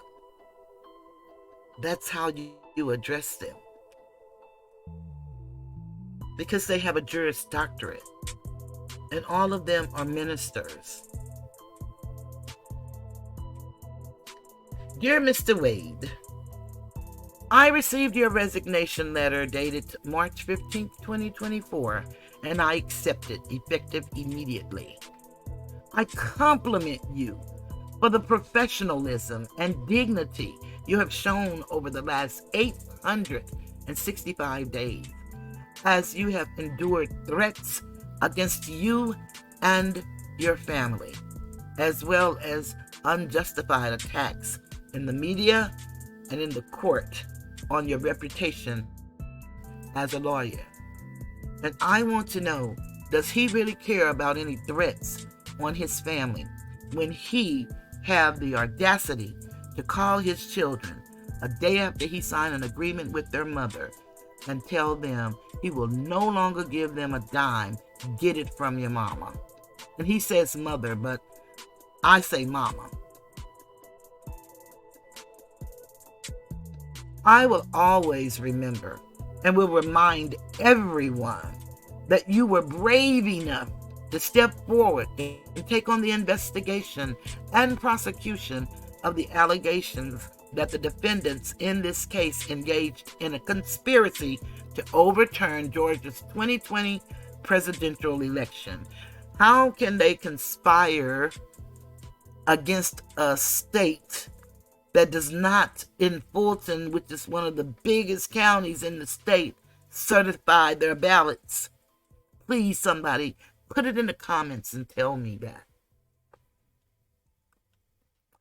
Others who were considered were understandably concerned for the safety of themselves and their families that would arise from their acceptance of your role. You were the one who had the courage to accept the role, even though you did not seek it. You are an outstanding advocate in the 865 days you served on this case. You completed a thorough investigation, and if we believe that, I have some riverfront property for you in the Sahara Desert.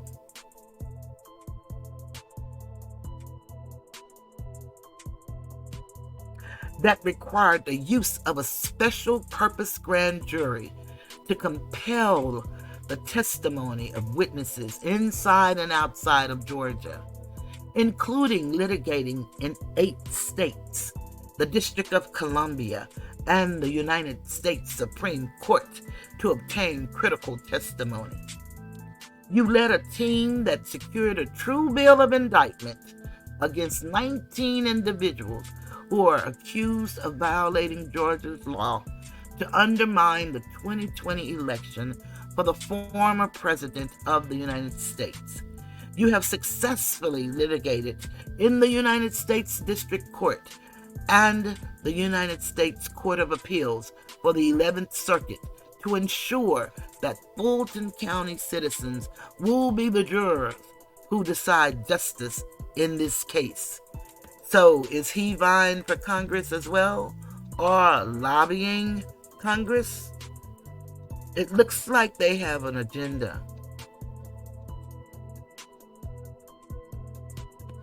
Please accept my sincere gratitude on behalf of the citizens of Fulton County, Georgia, for your patriotism, courage, and dedication to justice.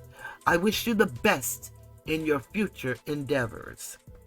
And his best is calling his children, telling them that he's not going to support them any longer. Get it from your mama. That's the man that she's proud of. That black man that everybody's talking about. Nobody wants. And when she mentioned that money that the other county gave him, they said he was investigating deaths that had taken place in the county jail in Cobb County. I did a video about it. Check it out. They said he was doing it pro bono. Actually, he was paid $550 an hour, and it has been alleged that he was sleeping with that lady too, Sonia Allen, and he was friends and an attorney for the sheriff who had some charges against him. He lost the election, and so Miss Allen had to go. So she was hired by Fani Willis.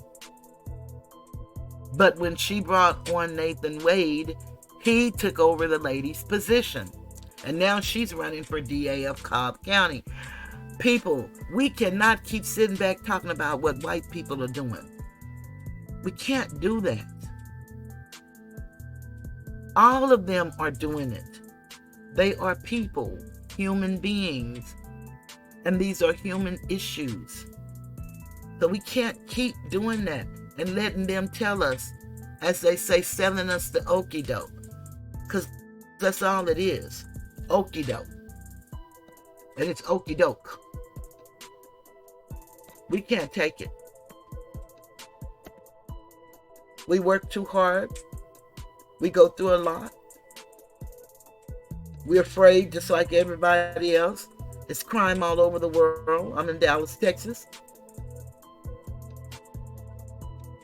People are other places all over. I want to look for this video about Nathan Wade and just let y'all hear a little of, and I'm sure it'll be cutting off so much, but I want y'all to hear what this man did.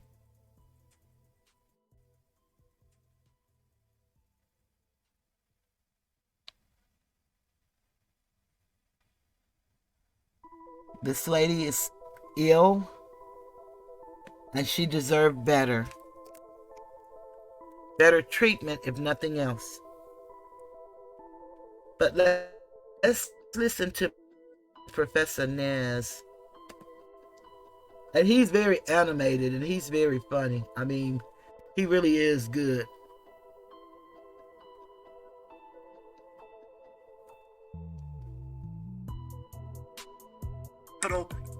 I want to go back some when he starts reading it.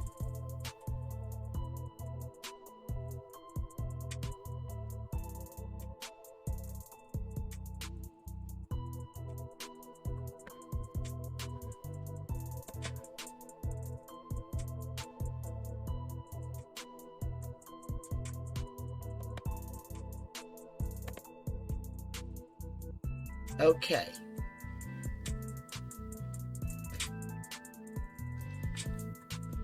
Like I said, he's animated.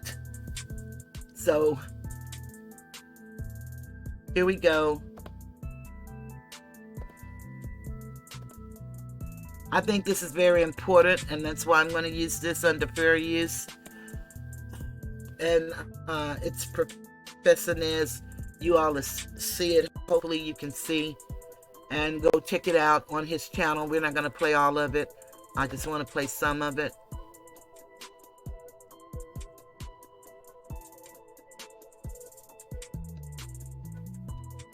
I want to go back because I don't know if he's read about the children yet. Okay, here we are at the beginning of it. Here we go.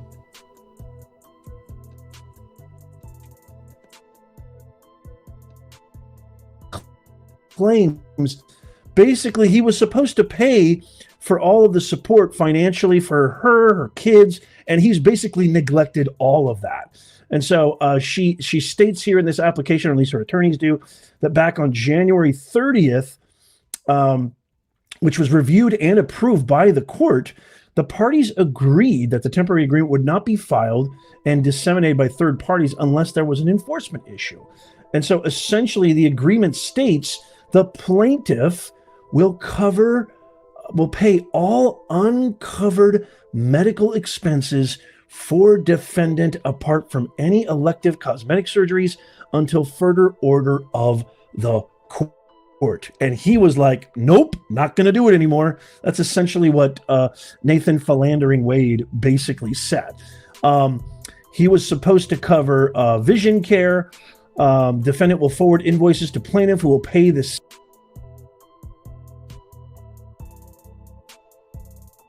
same to the medical provider directly.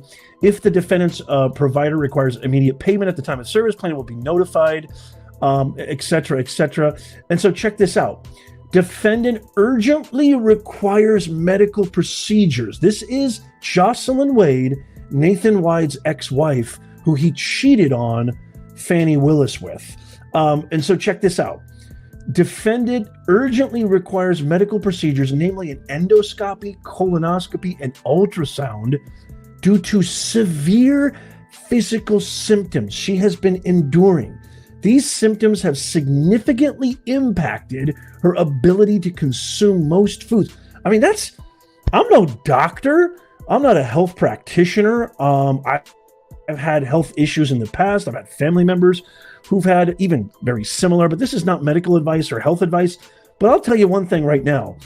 If you are significantly impacted by your ability to consume foods, leading to substantial weight loss, notwithstanding her already slender stature when in better health, let me tell you something. That is major. That is major neglect. That is major impact. If you can't consume most foods, you're not doing well at all. Again, I'm not a doctor, but if any medical practitioners, we have such a brilliant, vast, professional, awesome audience in this nation. Let me know in the comments. Am I wrong? If you can't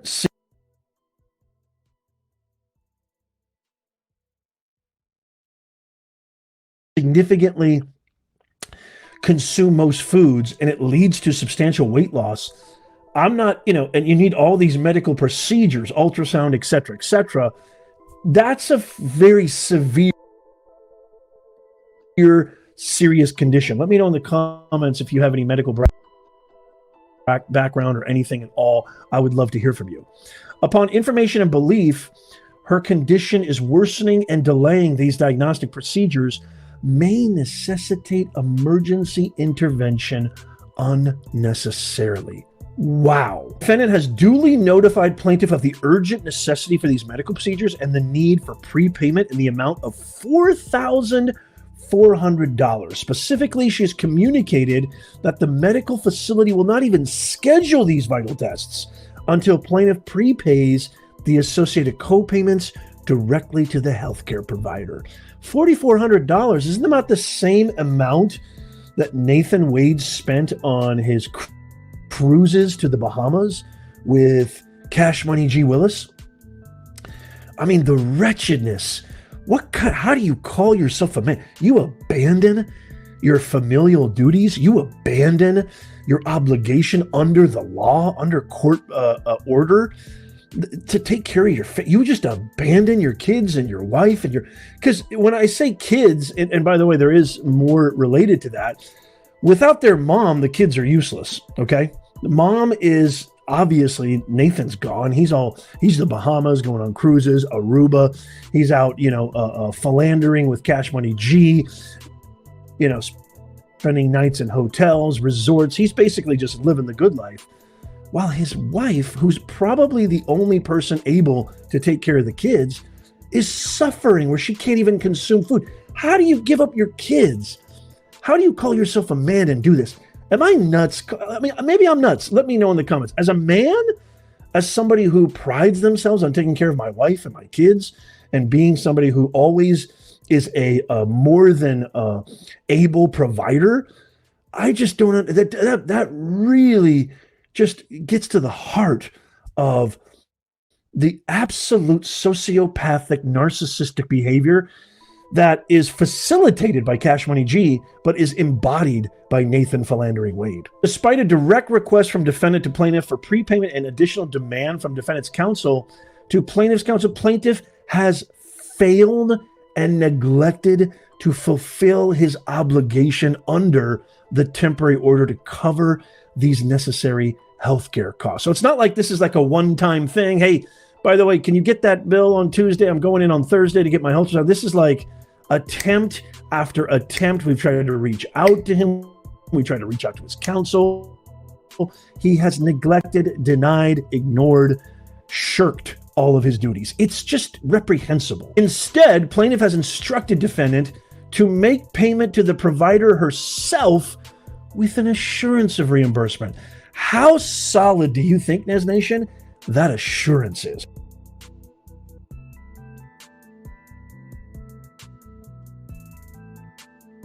Holy macadamia nut. I wouldn't trust that assurance.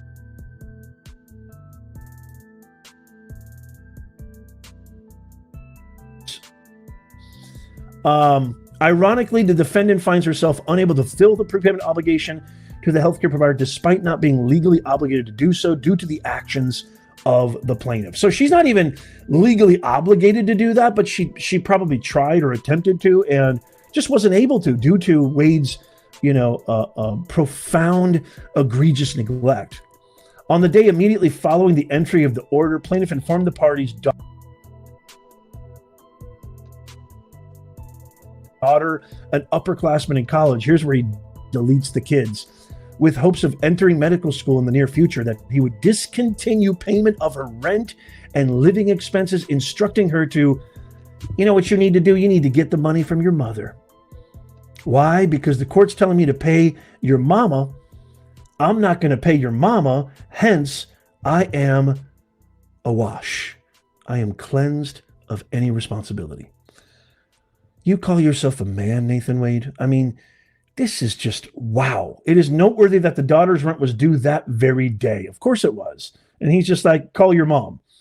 Demonstrating defendant's unwavering commitment to her children, education, and future, she promptly covered. So the mom basically, even though it was all in this court order, it was Nathan Wade's duty. It was his obligation. It was court ordered that he pay. The mom went ahead and took care of it. The mom's not even asking, can you take care of our kids? Just, I can't consume food. I'm literally an inert mess health-wise. All I'm asking is for you $4,400. You spent more probably on, those fancy daiquiris in the Bahamas with your lover, Fanny Cash Money G, committing adultery while your family is suffering. It's just vile. It's vile. Give me a capital vile in the comments right now, Nez Nation, if you're as upset as I am. This is just so unnerving. The corruption is boundless. Fulton County, the DA's office, everything surrounding Trump's cases, not just this case, all of his cases, the corruption is literally breathtaking. It just takes your breath away how bad it is. So she paid, okay. As an additional note, plaintiff was very punitively reneged on his commitment to cover their daughter's MCAT expenses as well. He's just like, you know what, I'm not going to do anything. The party's son is currently in Europe pursuing a career as a professional soccer player, despite plaintiff executing a verified affidavit to the country of Spain affirming financial responsibility for his son's expenses for visa purposes. He has subsequently informed his son shortly after the temporary order was entered that he would no longer be providing support for him either. I mean, I'm laughing. This is not funny. It just gets worse and worse. Directing the son to, of course, get the money from your mama. In response, the defendant, unwilling to leave their son in a foreign country without support, has been covering all his expenses and associated costs for the visa application with the money she's receiving in spousal support. So this poor woman, Jocelyn Wade, who is not demanding anything that is not her duly right to get, who under court obligation is simply following the court's order, reached out to Nathan Wade, his counsel, his defense attorneys, without getting any response, literally cannot consume food, suffering health-wise that probably you and I can't even imagine, still went ahead and covered the expenses for her kids. She's taking care of her kids. What kind of man are you, Nathan Wade? You call yourself a man, you're a mutt. Plaintiff's sudden cessation of support for the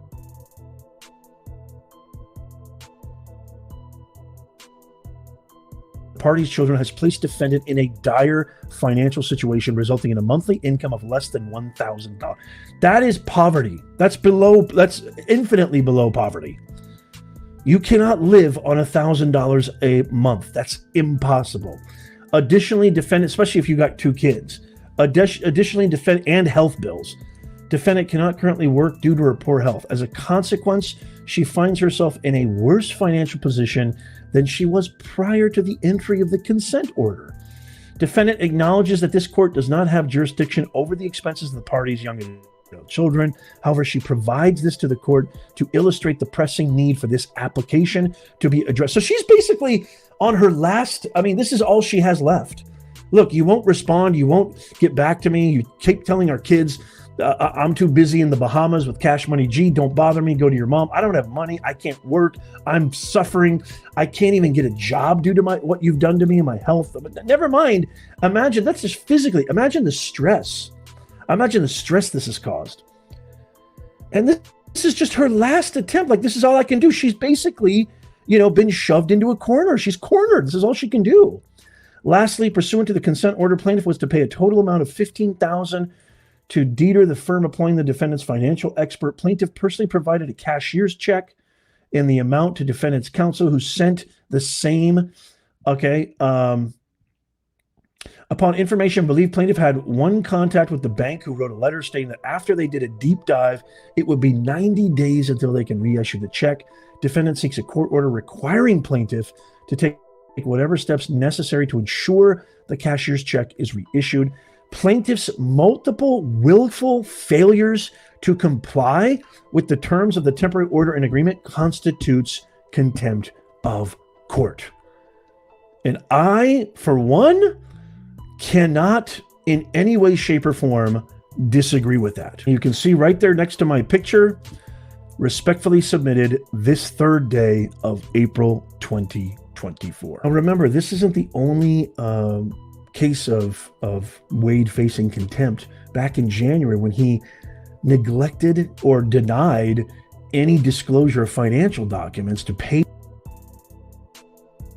for, to show the court that his income, he failed to show his income reports, which was required by the court. So he was facing contempt back in January. Here's another application for contempt for neglecting his duties due to that temporary order. And all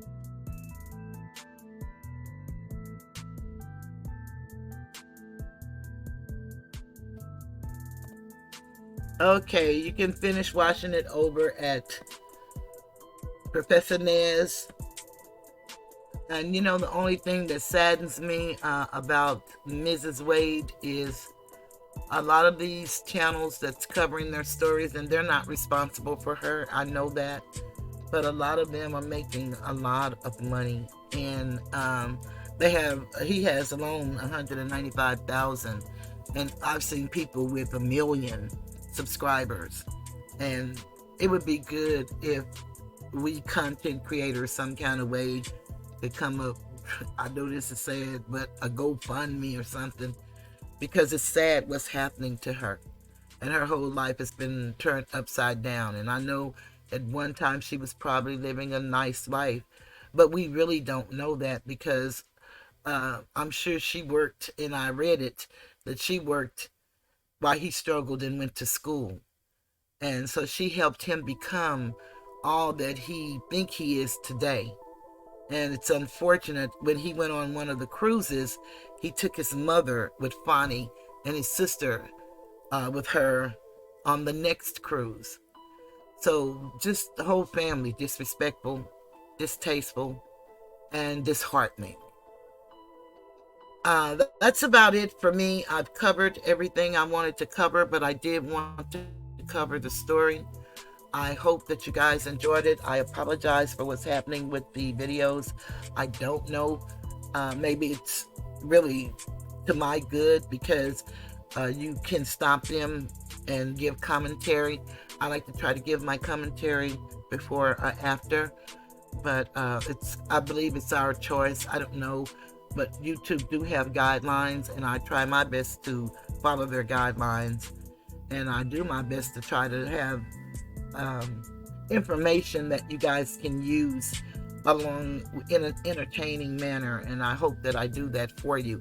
If you like anything that you hear in this video, please hit the like. If you'd like to support my channel, then you can send a Cash App or do a super thank you. And I know it says super thanks, but if any of you have heard me before, I have an issue with the word thanks. I like to thank the individual, and I like to say thank you. And so they have a super thanks that I changed to Super Thank You. And you can even become a member. Subscribe to the channel. I'm only on twice a week. I have congestive heart failure, and I don't have a lot of energy sometimes, but I do my best to give you good product when I come. And I truly believe that a workman is worthy of its hire, but I do know the economy is bad and everybody is having a hard time, no matter what your financial situation may be. But if you find anything that I do entertaining or something that you appreciate, then don't hesitate. If you don't have to give, please just like and keep coming back. I appreciate it. I'm live every Wednesday and Sunday, and my time is 8:15. I've been coming on about 8:30. Sometimes it takes people a minute to come in, and I try to wait a while, but I'll go ahead and get started because I really love what I do, and I do it for, perhaps if you can't come live, maybe you can come and look at the replay. But I think I've covered everything that I need to cover. I will be on Sunday, and we'll see what goes on here in the next couple of days. If you get an opportunity, go check out Professor Nez and check out some of those channels. I really have been enjoying some people here on YouTube that I didn't even know existed, especially in covering this story. And check out the Young Thug trial. That lady is ridiculous. The judge, who is a brigadier general, he's in the reserves, and I'm very disappointed in him. He did not disqualify her, and she is worse than Fani Willis. These women are rogue. I don't know what's wrong with them. They do not represent us as women. We go through a lot. We endure a lot. We give a lot. And we love a lot. These people seem heartless, and it's as if they have no concept of compassion and what human behavior really should be. Ethics, I don't know. The character, the content of their character doesn't look well. It doesn't look well at all. And Professor Nez had the Asiatic male, the one Asiatic male that's caught up in the Trump fraud case. That's a very good interview. That's a handsome young man. He's a Marine. He's very knowledgeable. I don't know if he's an attorney, but I think I heard someone say he's an attorney. And Phil Holloway has his attorney on his show. So you might want to check those out. It's very interesting, but this stuff has got to stop. You know, really, these women must stop. And we got to do better. And we have the best judicial system, they say, in the world. But it has to be a way that we all can see this blatant stuff. And I know the presumption of innocence is always there, and it should be. But when we can see people that are supposed to be executing the law, violating the law, then they should be stopped in their tracks. There should be no presumption. Maybe when they go to trial, they get that presumption, but the acts should stop immediately. This lady is talking about how she's doing the service for the people of Fulton County when she have people in jail that's been there for over 2 years who's never been indicted, but yet she's doing these RICO charges. We have those automobiles. We have different people investigating her. She still has not responded to Congress. I don't know. These people think they're above the law. And perhaps they are. But I believe in the law of reciprocity. And I know that you're going to reap whatever you sow. So on that note, coming from the Tiger's Den, I'm going to take me out and let you all see this beautiful family. And I would ask you all to lift them up with whatever you believe and whoever you pray to to please think about these people and think about yourselves and your families. And I lift you all up. I send positive vibrations into the universe on behalf of the human race, because somewhere we really lost our way. And AI is taking over, putting people out of work. It's just been disastrous, and it's not going to get better. I was told it's going to get worse before it gets better. And I could imagine it's like that in every generation, especially every 100 years, because, we're not going to be here to see 200. You know what I'm saying? So I would hope and I would pray that you all have a beautiful, beautiful day and life. And join me in the Tiger's Den when you get an opportunity. I so desperately want to sing this song, but I'm not a songstress. I just want to sing this song. Oh, I'm not gonna cry, I'm not gonna cry, I'm not gonna shed a tear. No, I won't do it,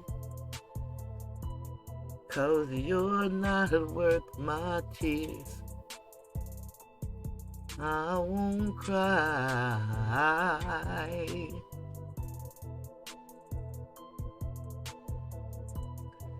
Said I won't do it. No, no, no, no, no. I just feel that pain for Jocelyn. I've known the pain of divorce.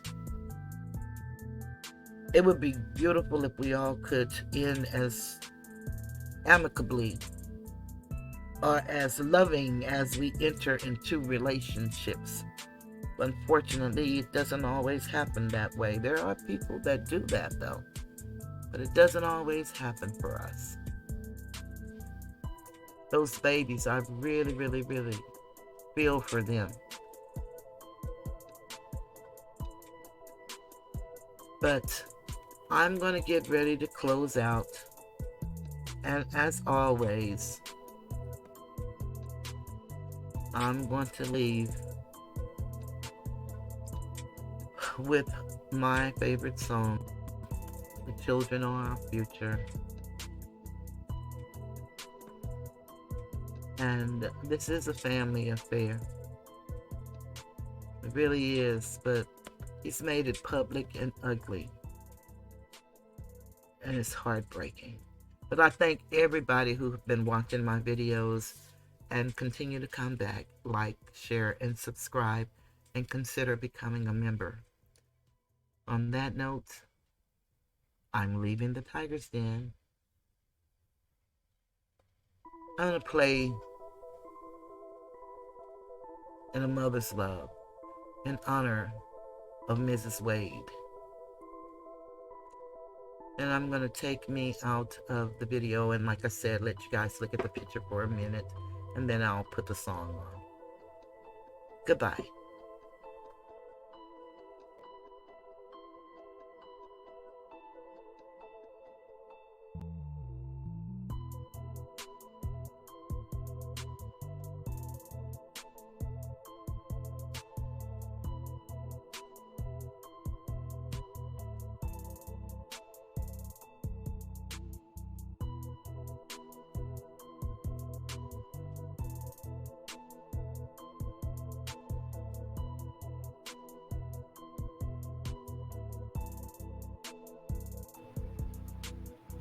In a mother's love, you will find everything.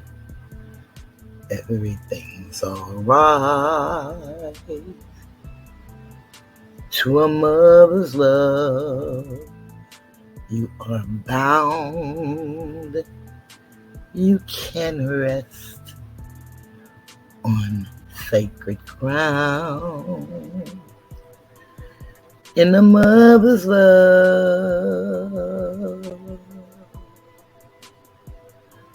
you are free to dream,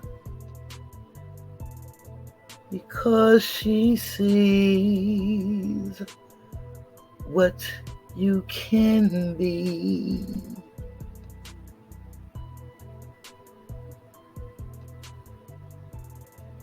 In the mother's love, you see the sun, enough for two, but you're one. In the mother's love, you can feel something hurts. You can heal. Yes, a mother's love is real. You grow because she knows to let you go. Yeah, mama.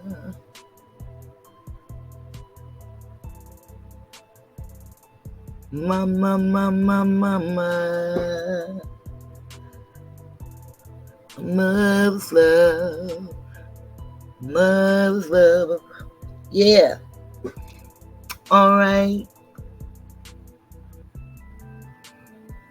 A mother's love. And a mother's love never lies. She believes that you can fly with all of her might. A mother's love. Yay, mama.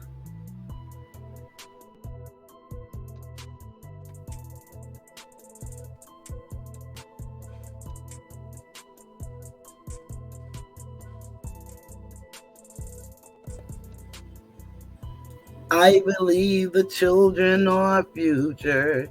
Teach them well and let them lead the way. Show them all the beauty they possess inside. Give them a sense of pride to make it easier. Let the children's laughter remind us who we used to be. Everybody's searching for a hero. People need someone to look up to. I never found anyone to fulfill my needs. A lonely place to be. So I learned to depend on me. I decided long ago never to walk in anyone's shadow. If I failed, if I succeed, at least I'll live as I believe. No matter what they take from me, they can't take away my dignity, because the greatest love of all is happening to me. I found the greatest love of all inside of me. The greatest love of all is easy to achieve. Learning to love yourself is the greatest love of all. And if by chance that special place that you've been dreaming of takes you to a lonely place. Find yourself in love.